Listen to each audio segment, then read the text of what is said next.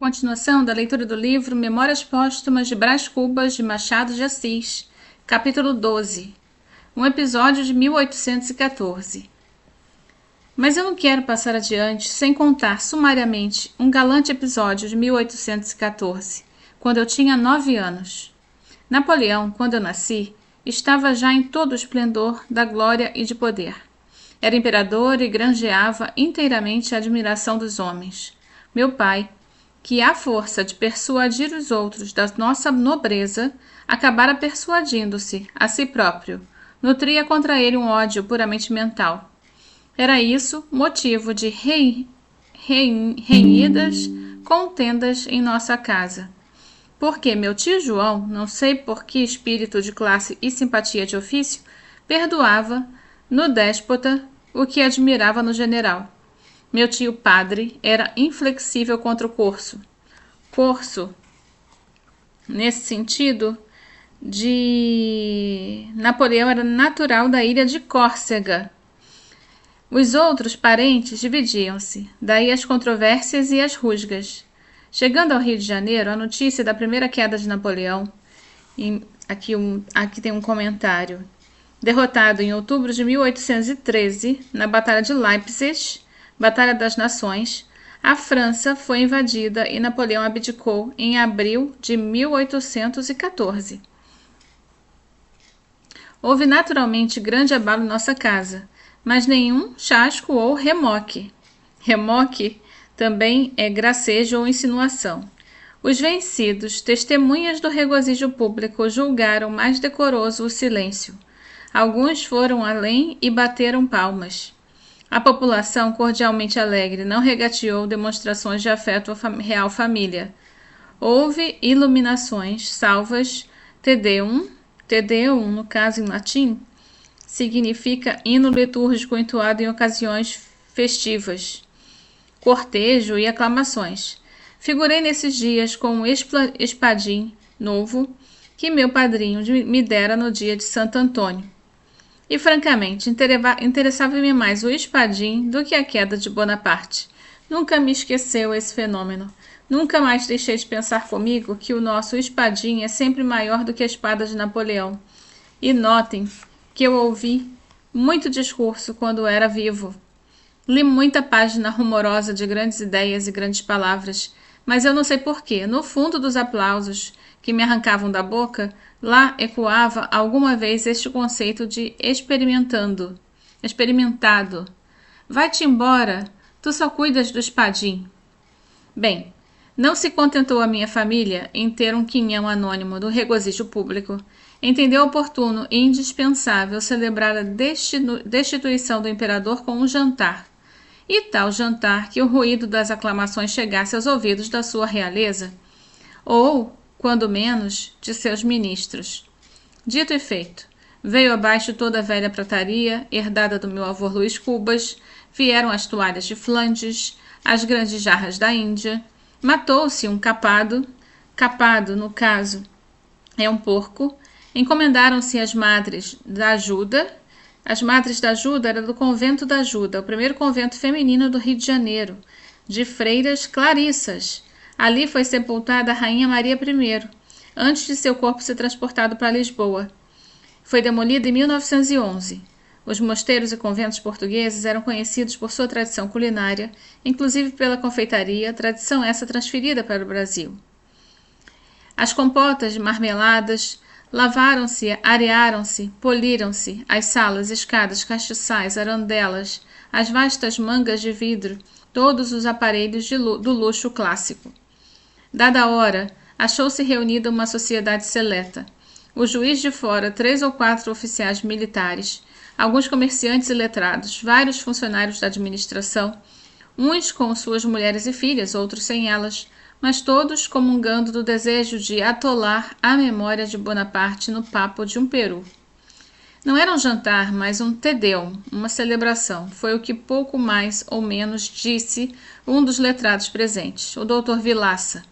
Ele era glosador. Glosador é quem faz glosas, improvisos poéticos a partir de um mote. Insigne, que acrescentou aos pratos da casa o acepipe das musas, que é o aperitivo, um petisco. Lembra-me, como se fosse ontem, lembra-me de o ver erguer-se com a sua longa cabeleira de rabicho, casaca de seda, uma esmeralda no dedo, pedir a meu tio padre que lhe repetisse o mote, e repetido o mote, cravar os olhos na testa de uma senhora, depois tossir, alçar a mão direita toda fechada, menos o dedo índice, que apontava para o teto, e assim posto e recomposto, devolver o mote glosado. Não fez uma glosa, mas 3, depois jurou aos seus deuses não acabar mais. Pedia um mote, davam-lhe. Ele glosava-o prontamente. E logo pedia outro e mais outro. A tal ponto que as senhoras presentes não pôde calar a sua grande admiração. A senhora diz isso, retorquia modestamente o Vilaça, porque nunca ouviu o bocage. Como eu ouvi, no fim do século em Lisboa. Aquilo sim, que facilidade, que versos! Tivemos lutas em 1 ou 2 horas no botequim do Nicola, a glosarmos no meio das palmas e bravos, imenso relento, o do bocage. Era o que mais me dizia há dias a senhora duquesa de Cadaval. E estas 3 palavras últimas, expressas com muita ênfase, produziram em toda a assembleia um frêmito de admiração e pasmo, pois esse homem tão dado, tão simples, além de pleitear com poetas, discreteava com duquesas, um bocage e um Cadaval. O contato de tal homem, as damas sentiam-se superfinas, os varões olhavam-no com respeito, alguns com inveja, não raros com incredulidade. Ele, entretanto, ia caminho a acumular o adjetivo sobre adjetivo, advérbio sobre advérbio, e desfiar todas as rimas de tirano e de usurpador. Era a sobremesa, ninguém já pensava em comer. No intervalo das glosas corria um burburinho alegre, um palavrear de estômagos satisfeitos. Os olhos moles e úmidos, ou vivos e cálidos, espreguiçavam-se ou saltitavam de uma ponta à outra da mesa, atolhada de doces e frutas. Aqui o ananás em fatias, ali o melão em talhadas, as compoteiras de cristal deixando ver o doce de coco, finamente ralado, amarelo como uma gema, ou então melado escuro e grosso, não longe do queijo e do cará. Cará era um tubérculo semelhante ao inhame.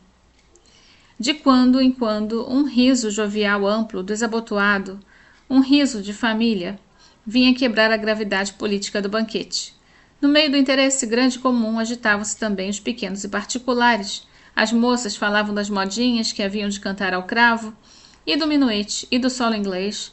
Nem faltava matrona que prometesse bailar um oitavado de compasso, só para mostrar como folgara nos seus bons tempos de criança.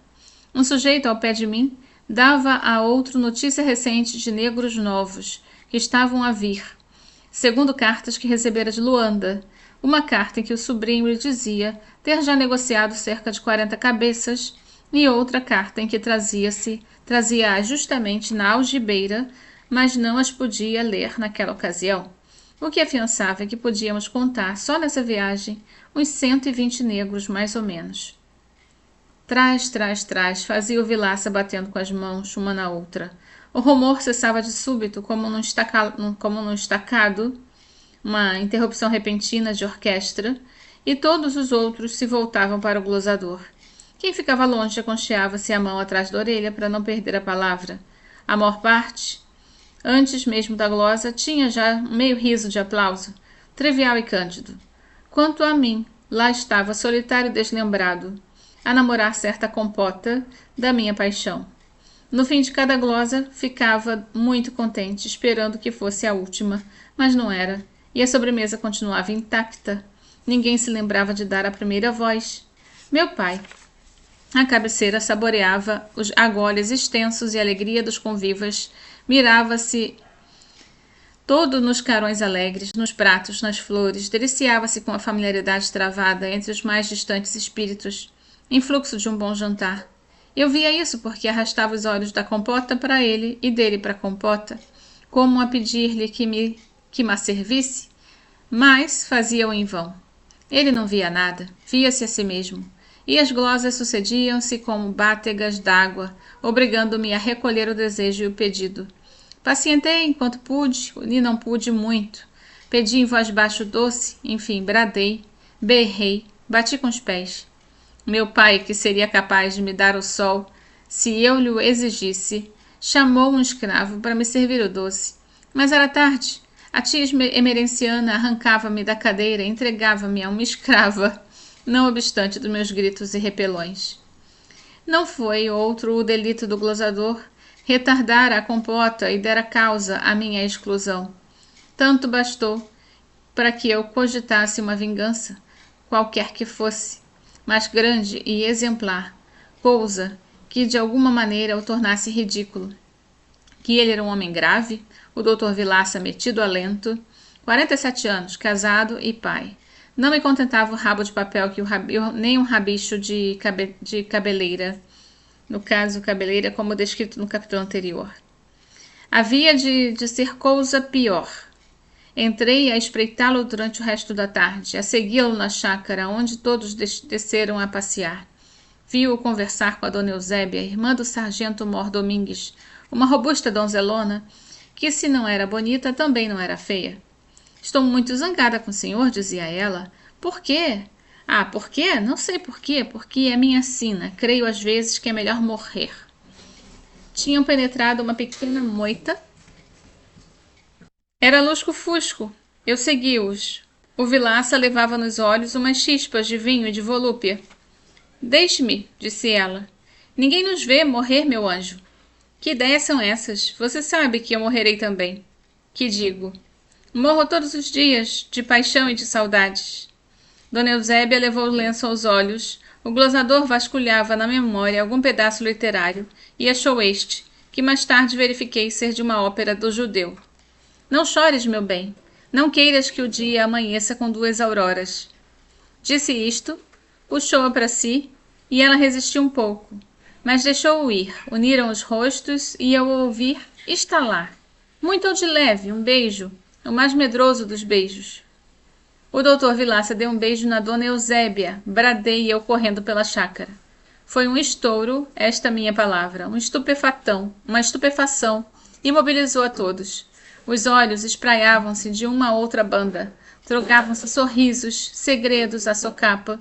As mães arrastavam as filhas, pretextando o sereno. Meu pai puxou-me as orelhas, disfarçadamente irritado deveras com a indiscrição. Mas no dia seguinte ao almoço, lembrando o caso, sacudi-me o nariz a rir. Ah, brejeiro, ah, brejeiro. Tudo pela vingança da sobremesa.